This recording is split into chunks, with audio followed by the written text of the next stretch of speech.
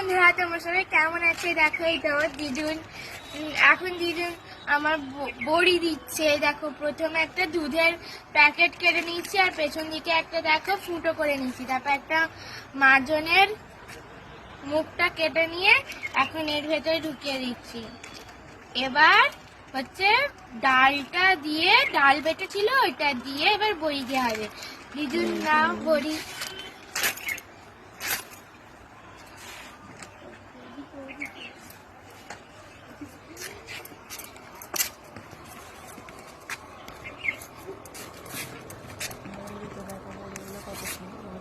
দেখো বন্ধুরা, আগে প্রথমে ফেটে নিয়ে তারপর ঢোকালো।